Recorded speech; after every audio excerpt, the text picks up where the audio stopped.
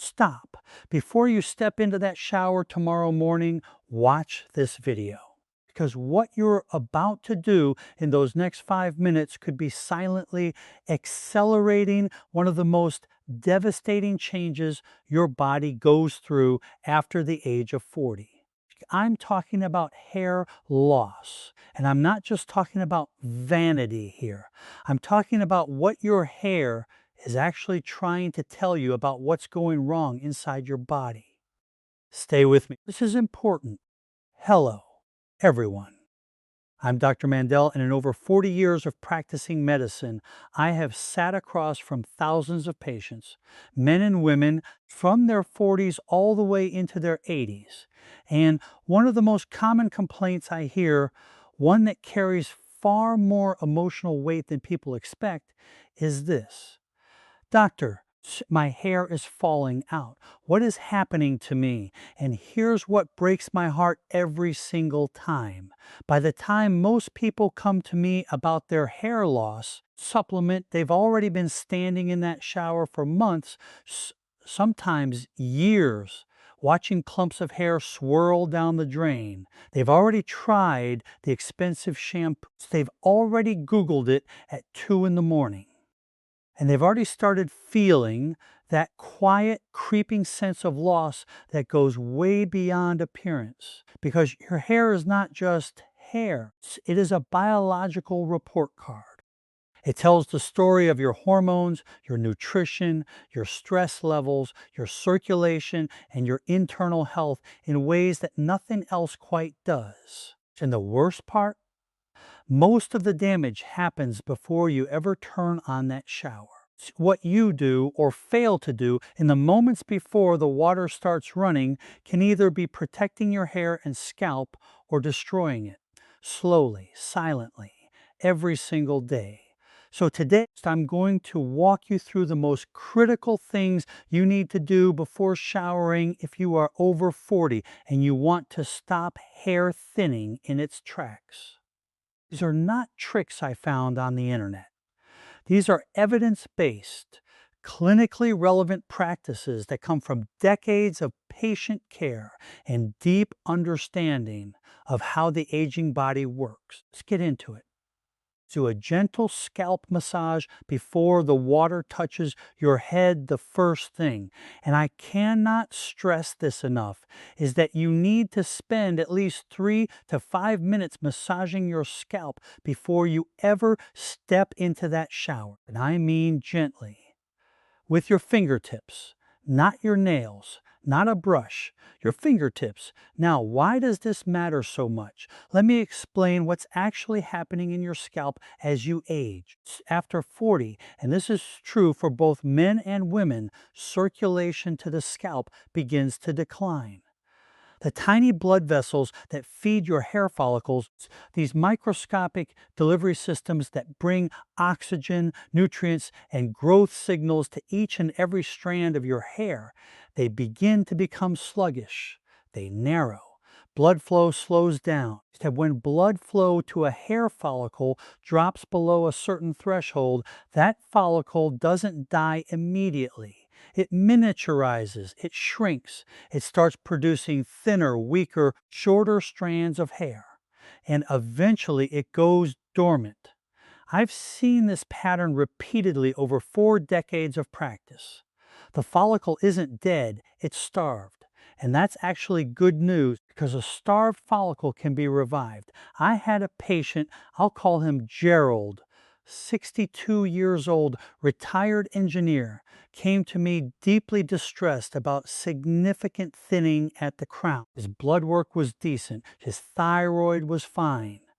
But when I asked him about his daily habits, I discovered he was jumping straight into a scalding hot shower every single morning without a second thought. No scalp preparation, no massage, nothing.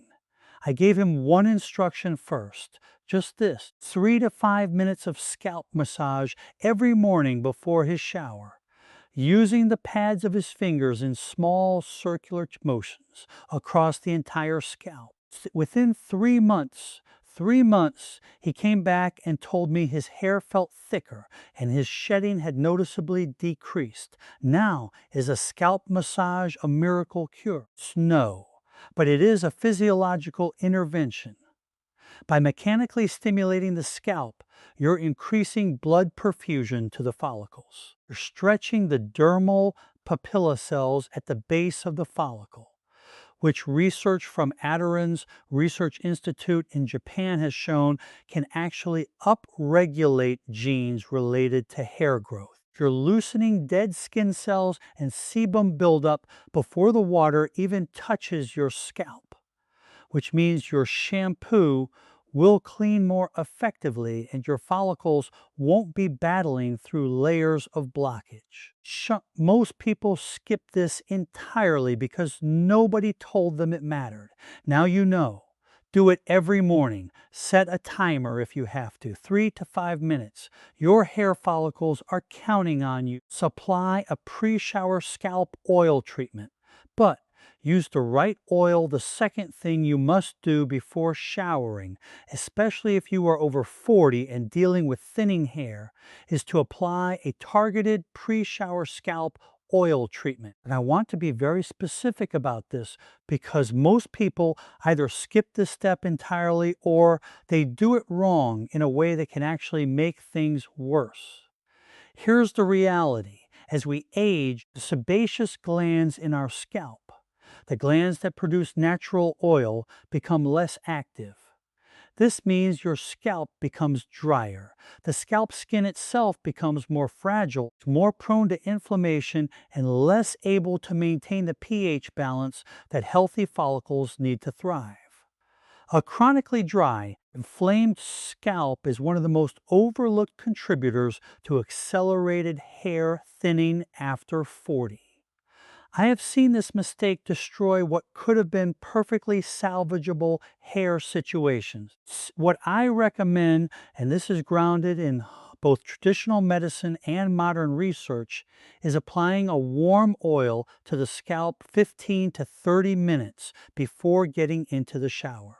Not after. Before, the oils that have the most clinical support are rosemary oil, and the research on this is genuinely remarkable. A 2015 study published in EskinMed Journal found that rosemary oil was as effective as 2% minoxidil for promoting hair growth with fewer side effects, as well as castor oil for its ricinoleic acid content, which supports scalp circulation, and coconut oil for its ability to penetrate the hair shaft and reduce protein loss.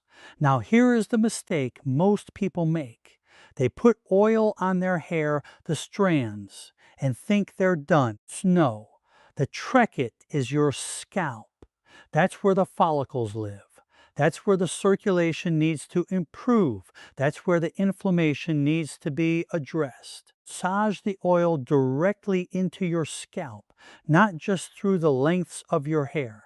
I remember a woman I'll call Patricia, 55 years old, school teacher, absolutely devastated by the thinning she was experiencing along her part line.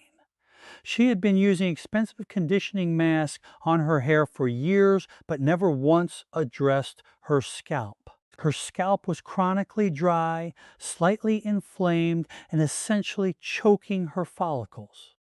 We shifted her focus entirely to scalp care before showering, and within 4 months, the change was visible. Apply your oil, massage it in, let it sit for at least 15 minutes, then shower. That sequence, oil first, then water, is protective. The reverse strips the scalp of what little natural oil it still produces. Check your water temperature. Hot water is silently destroying your hair point number 3. Shun, not a giant supplement. And this one is going to make some of you very uncomfortable because I know exactly what you do every morning. You turn that shower handle all the way to hot. You stand under that scalding stream and you tell yourself it feels amazing. It relieves tension. It wakes you up. And I'm here to tell you that for your hair, especially after 40, that hot shower is quietly doing damage you can never fully reverse. Here's the biology. It's hot water, and I mean water above about 100 degrees Fahrenheit, strips the scalp of its natural oils far more aggressively than lukewarm water does. It causes the blood vessels at the surface of your scalp to dilate rapidly and then constrict, which actually disrupts normal circulation patterns rather than improving them. It weakens the hydrogen bonds in each hair shaft, making individual strands more prone to breakage. And it opens the hair cuticle so aggressively that when you then rub or even lightly touch your hair afterwards, you're abrading it against itself. But here's the part most people don't realize until it's too late. Hot water also strips a critical protective layer from the scalp called the acid mantle.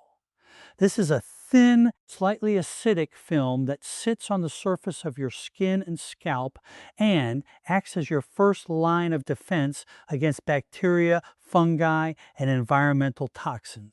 When you destroy the acid mantle with repeated hot showers, you create the conditions for chronic low-grade scalp inflammation. Chronic scalp inflammation, what dermatologists call subclinical inflammation, is now understood to be one of the primary drivers of androgenetic hair loss. Same kind of hair loss that millions of people over 40 are experiencing right now without understanding why.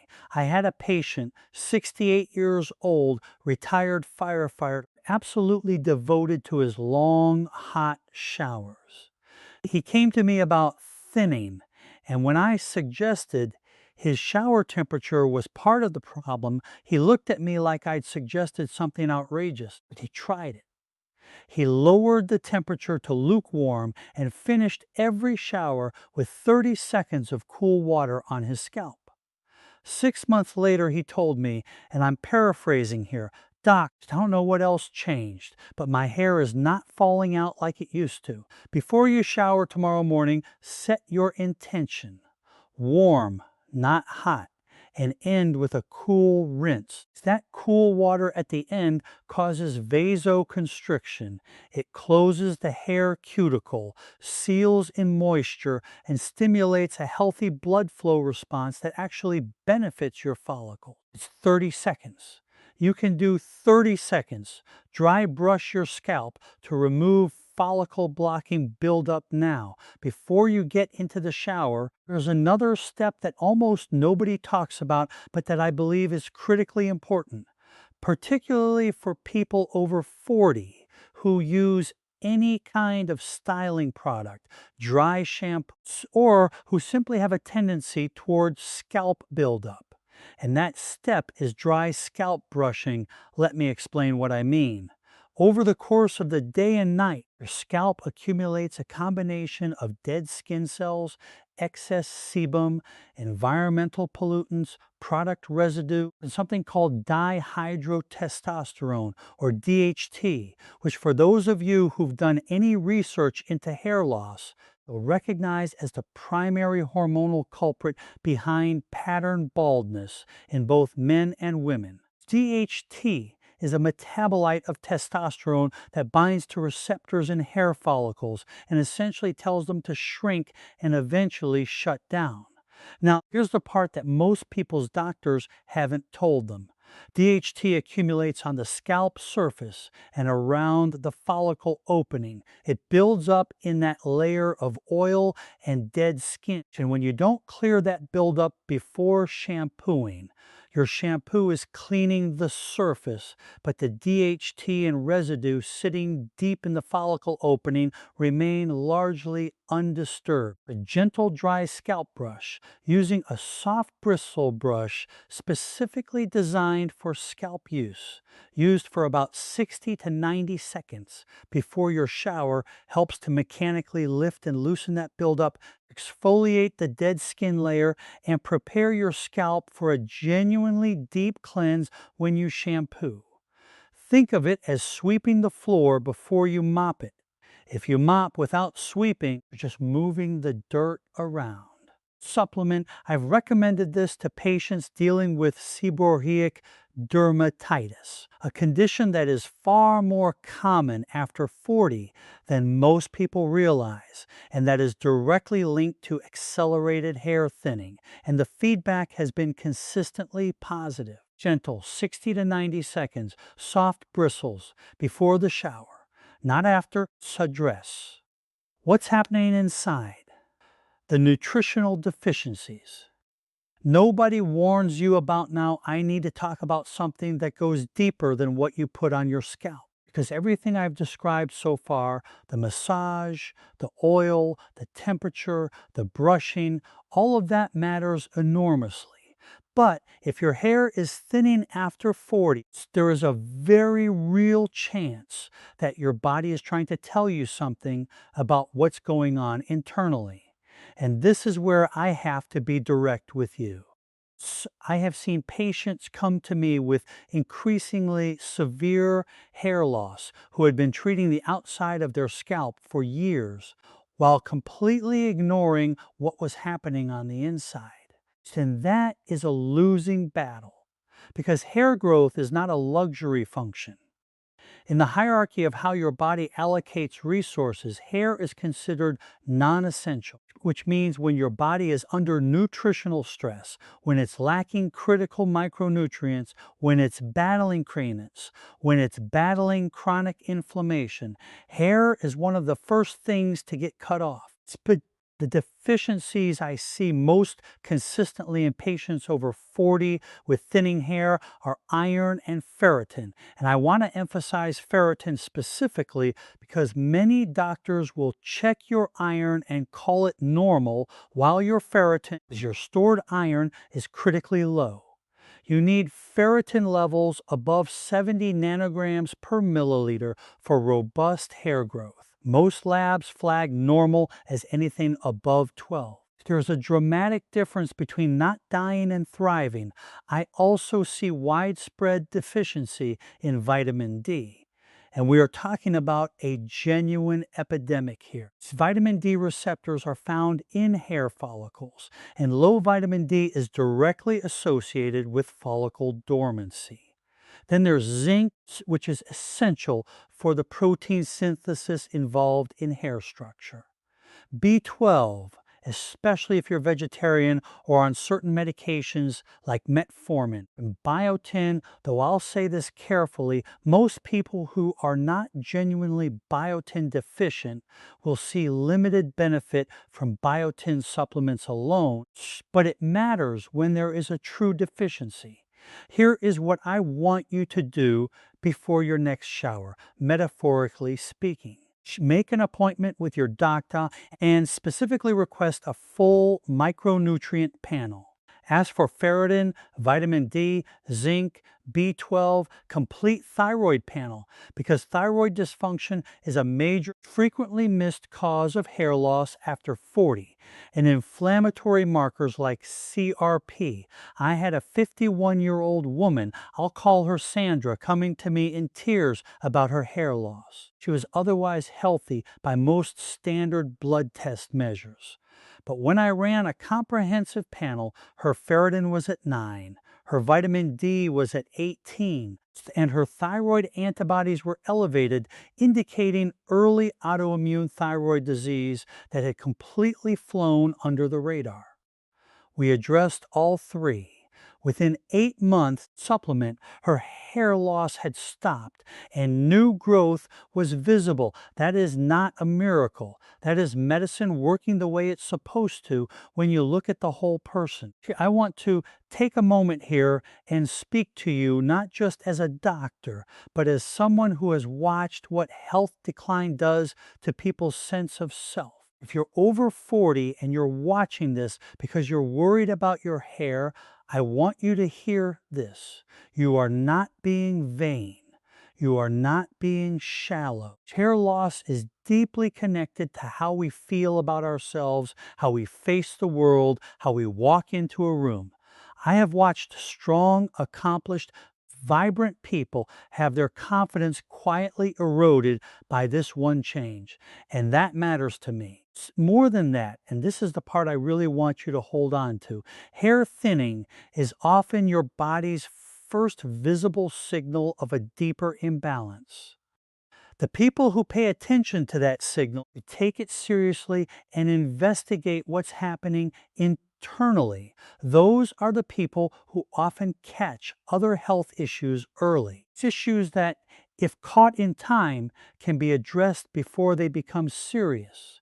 Your hair might be trying to tell you something. Will you listen? And if you have children, grandchildren, a partner, a life you want to fully show up for, your health is not just about you. It's about them too. The years ahead of you deserve your full attention and your full energy. So that starts with not ignoring the signals your body is sending.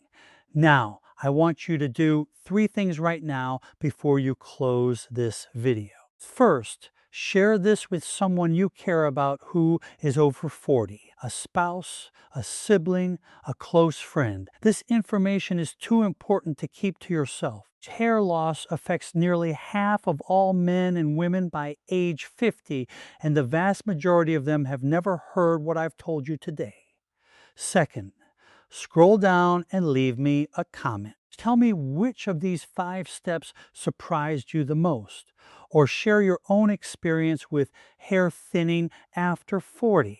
I read your comments. Your stories matter to me, and they help me create content that actually addresses what you are going through.